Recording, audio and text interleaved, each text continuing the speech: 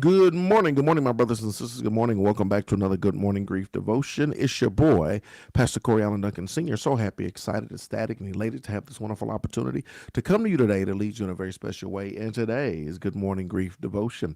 This is the daily grief devotion that is strategically designed to help you to navigate through your grief one day at a time. What is grief? I'm so glad you asked. Grief, my brothers and sisters, it is the natural, normal, and necessary response to loss, change, and transition that results in the expressions of feelings and emotions. That grief is what you feel on the inside. Mourning is how you reveal it on the outside. Therefore, we don't suppress it, but we express it. We don't ignore it, but we explore it. We don't conceal it, but we reveal it. We don't lock it up, but we let it out. And that's why we shout good morning, because mourning is a good thing. I'm so glad you're here with us on today as we lead you in a very special way in today's Good Morning Grief devotion.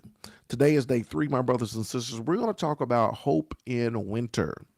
Hope in winter. I think this is a great lesson, especially heading into this weekend. Winter storm warning all across everywhere. We are about to be inundated with snow and cold. And this actually relates to grief as well. So we're going to talk about hope in winter. That winter often mirrors grief. Cold, quiet, and seemingly lifeless, right? Winter mirrors grief. It's cold, it's quiet, and it seems like it's lifeless. The days may feel long, and the absence of light can weigh heavily on your spirit. Do y'all see that mirror? Do y'all see how that's so very similar to grief and what we go through? Yet beneath the surface of the frozen ground. Ooh, I love that. Beneath the surface of the frozen ground, guess what, y'all? Life is stirring. The barren branches and silent snow, they hold a quiet promise of spring. Grief, like winter, can feel barren, but it holds the seeds of growth and renewal. This is so good.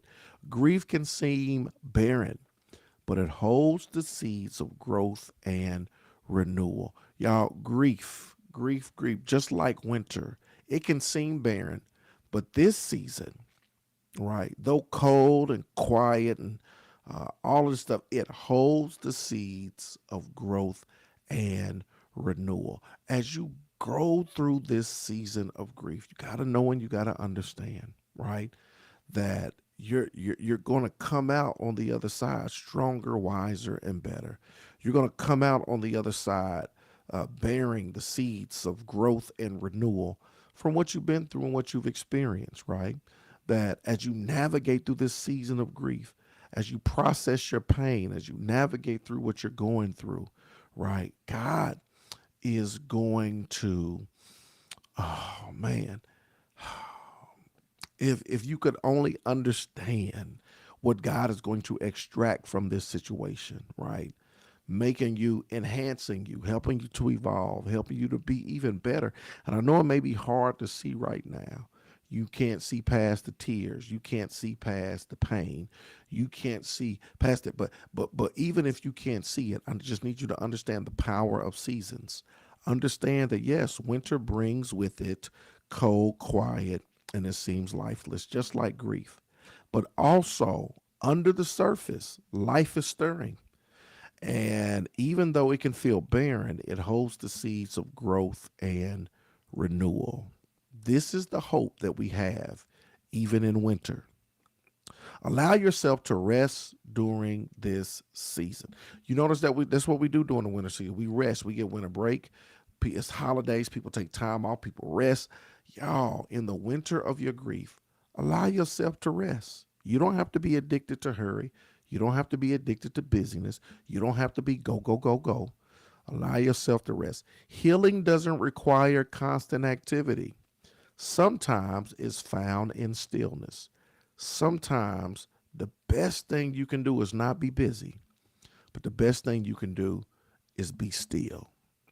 Just as nature uses winter to restore and replenish, allow this time to nurture your soul and gather your strength. We're going to allow this time to nurture our soul and to gather our strength. As you navigate through this winter, as you navigate through this grief, allow this time to nurture your soul, gather your strength.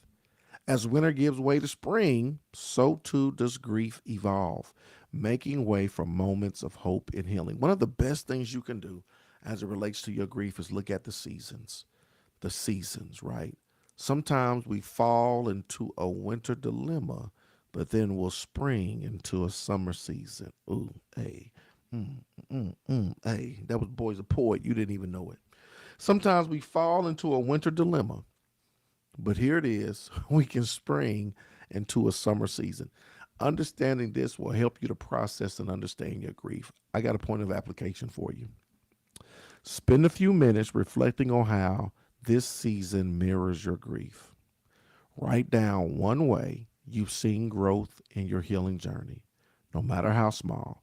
If you're struggling, consider how you can nurture yourself during this season, perhaps with rest, with journaling, or quiet reflection. Spend a few minutes reflecting how this season mirrors your grief. Write down one way you've seen growth in your healing journey. No matter how small, y'all, if you're struggling, consider how you can nurture yourself during this season. Rest, journaling, quiet reflection, whatever you may come up with. Today, my brothers and sisters, is day 3. This lesson is for you and for me. Hope in winter. I love you with the love of the Lord. I'm on the move today, but I want you to continue to hope in winter. We're going to navigate and get through this together. I love y'all with the love of the Lord. I'm going to see you tomorrow, same time, same place. Let's go.